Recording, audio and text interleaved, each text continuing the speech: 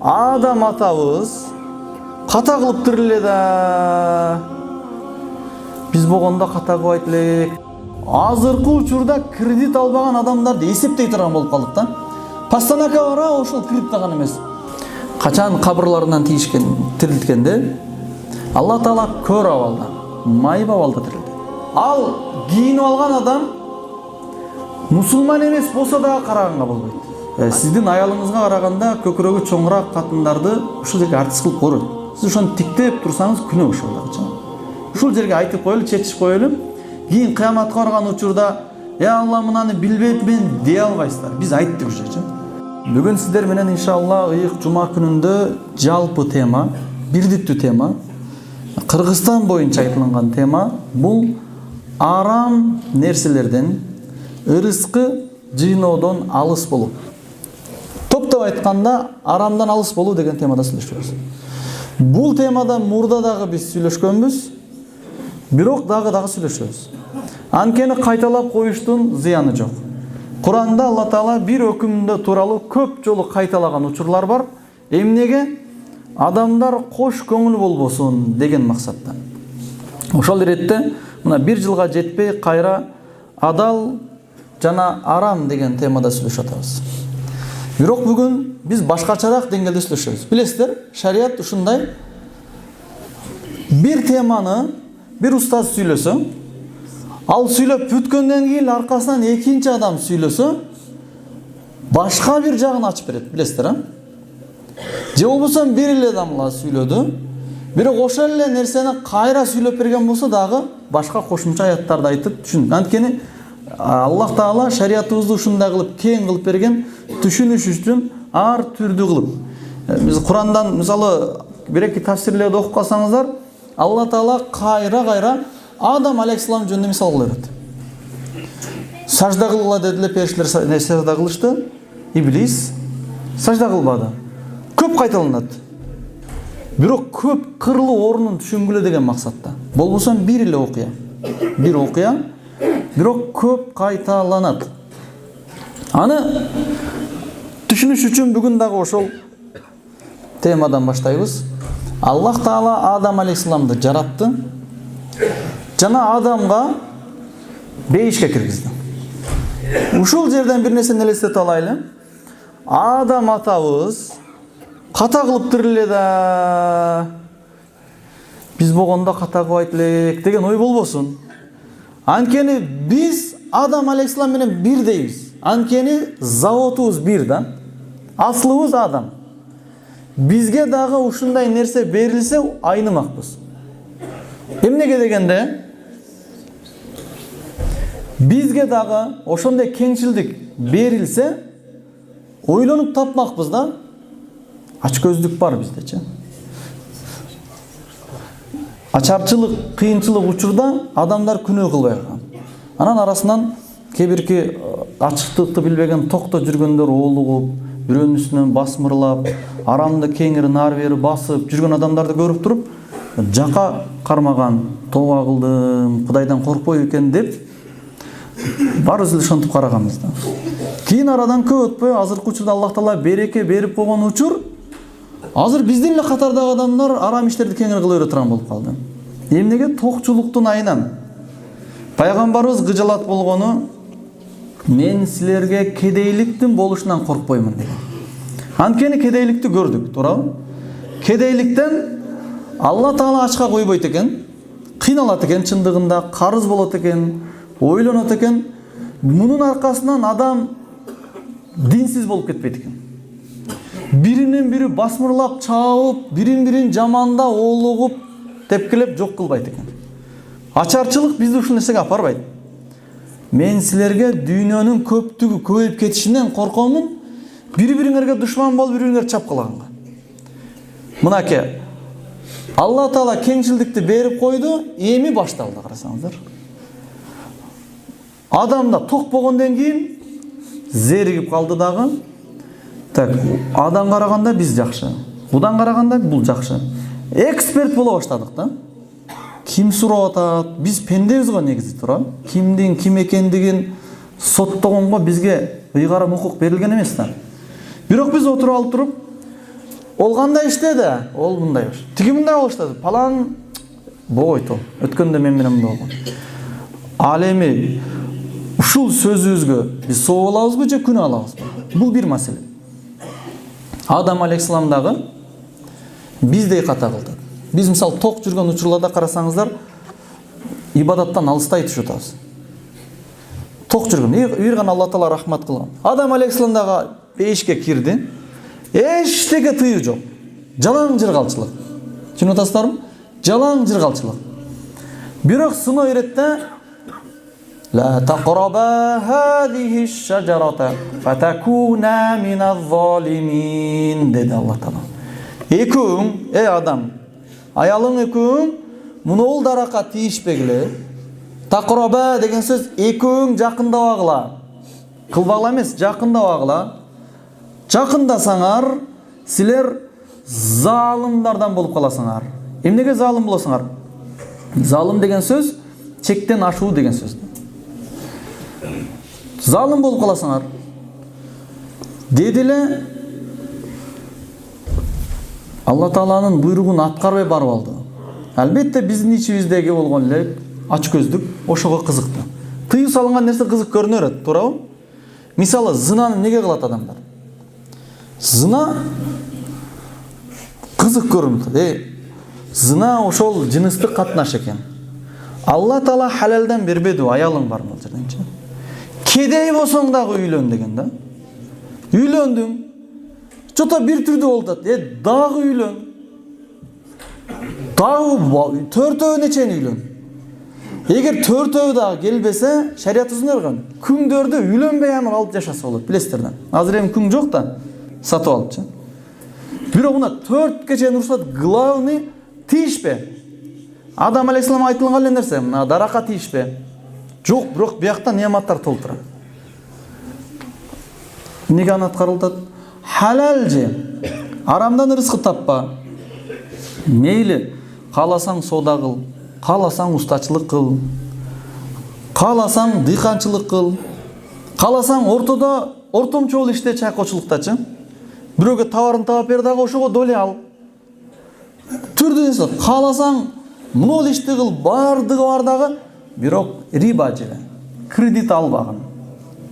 Түшүндүңүздөр да? Көп түрүн, 1000 түрүн уруксат берди, мынага тийишпе десе, азыркы учурда кредит албаган адамдарды эсептей турган болуп калдык да. Постанока бар, ошол кредит алган эмес. Палан бар, анан пустан бар. Кагандарым неге арамга түшүп кетти атман жерде? Не кыйнап атат? Ачка калып атабы? Же бирөө аны өлтүрүп атабы аны ал депчи? Биздеги ката. Адам алейхиссалам атабызга окшош эле кылып ушу дарак кызык көрүнүп атат да. Мындай оңой. Чоңураак машина миниш керек болуп атат. Чоңураак үй салыш керек болуп атат. Күчтүүрөөк кийиниш керек болуп атат. Өзү айына бир азыздан эле таап жесем болот эле. Бирөөнү көрө калды дагы, палан ушундай машина минип анан болуп кетиптир, ошону ала коюш керек экен. Пустан мында соодаган экен, мында болуп кетиптир. Мында болуп кетсе, тагдырга жаза сиген болот. Бирок сөзсүз ошонун деңгээлин арамдан алып туруп карызга кетиш керек. Шариятыбыз бар го могул жерде. Биз шариятыбызды тоготпой атабыз да. Харам деген сөз, тыйыл салынган деген сөз. Тыйыл салынган эки нерседен болот. Же ыйыктыгынан тыйыл салынат. Тийишпе, мунун урматы бар. Же ыпластыгынан тыйыл салынат. Тийишпе, бул өзүң булгайсың. Чынтасыздар да, кылсаң же наркыны, урматын бузасың, же өзүңдү бузасың, ал ыплас нерсе деп. Мисалы, мусулман адамдын каны, абири жана мал дүйнөсү арам. Бардык урматка келиши. Ол урматтуу, анын акчасын сен илеше албайсың. Акчасы ал өзүнүкү. Алла Таала урматтаган. Анын каны арам, аны сен ура албайсың, тебе албайсың, өлтүрө албайсың. Алланын алдына жооп бересиң. Анын абир арам, сен аны кыйбат кыла албайсың, шерменде кыла албайсың. Бул мусулмандыгы үчүн ушинтип корголунган. Эми эшектин эти, чочконун эти ыпластыгынан тыйып салынган. Аны кылба, сен өзүңүн абириңди бузасың. Бирок ошол нерселердин бардыгынан ташташ ушунчалык кыйын болуп кетти. Биз үммөт өтө көптүк. Көпкөндүк неден болуп атат? Алла Таала арам кылды, тыюу салды деген нерсени биз уйкусурап койтабыз, көңүл бургайчы. Тек коюп атабыз. Тек койгонубуз бизге эртең муш болот. Муштугу мындай муш эмес. Мына тозокто көмүр болун, шашлык болун. Анткени кыяматта адамдардын абалы кандай болушун Алла Таала айтат. Качан кабырларынан тирилткенде Алла Таала көр абалда, майып абалда тирилди. Аллахым лима хашартани ва кад кунту басира деп айтат. Я Аллахым, неге мени көр абалда тирилттиң, мен көрөт элем го депчи.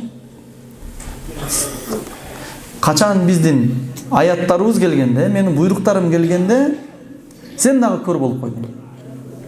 Ошол себептен Алла Таала көр кылат. Мындай ушул бойдон эле калып кетет деп ойлобойлу.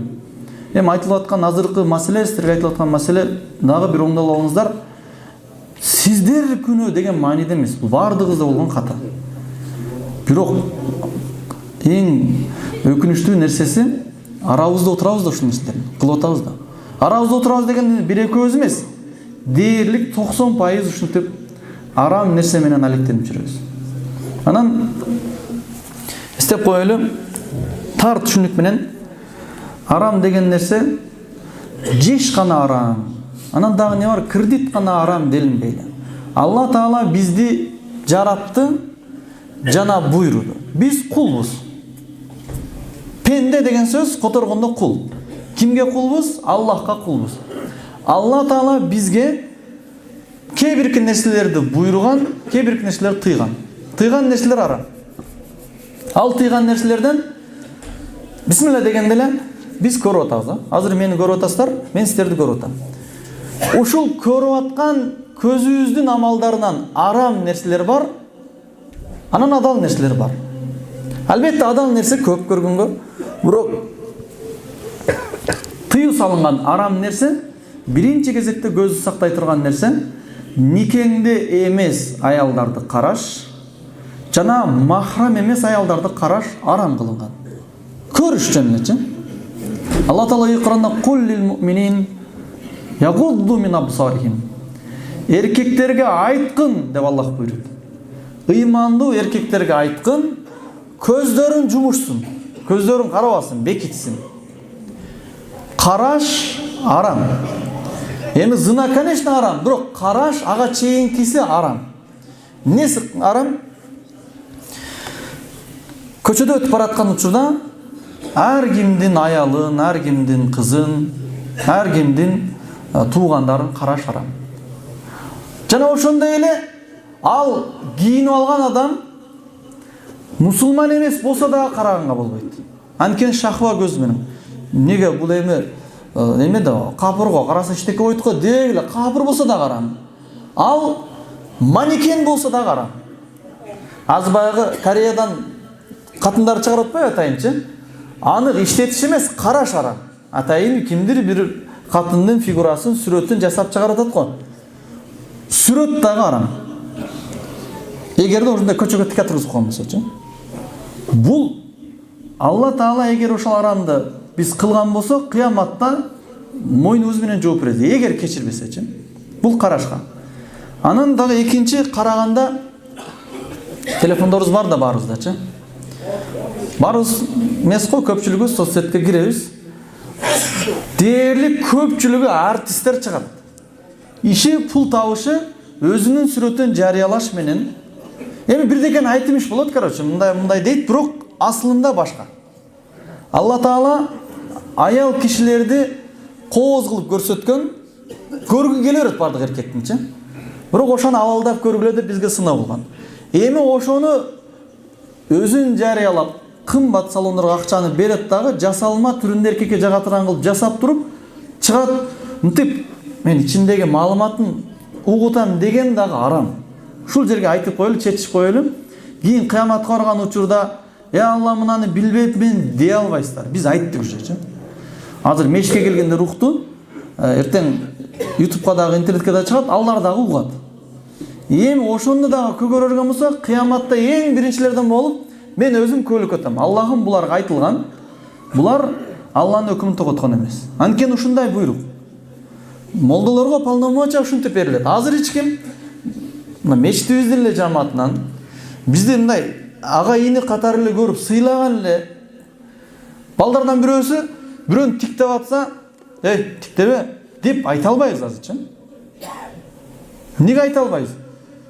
Ушинтип айтып койсок, имам жакпай калат да.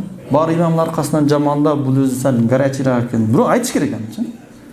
Ол деген сөз эмнени айтты азыр? Полномочия өтө аз да. Көзүңдү тый депчи. Эми бирок Алла Таала ушундай полномочия берген, эскерткенде кандай написине жакпай кала турган деңгээлде эмес, сураныч. Алла өкүм берип атат, Алла буйруп атат деп ар түрдүү аяттар менен даанышмак менен эскертилет. Ошондо дагы ичинде текебелги менен кыла берсе, кыяматка барганда Аллах өзү сүйлөшө алат. Сүйлөшкөндө да кандай? Укпадың беле дегенде албетте арам ишти кылгандар мен укпай калдым дейт. Жанын жейт ал жерде. Бирок ошол жерде муну ол күн эскерилет.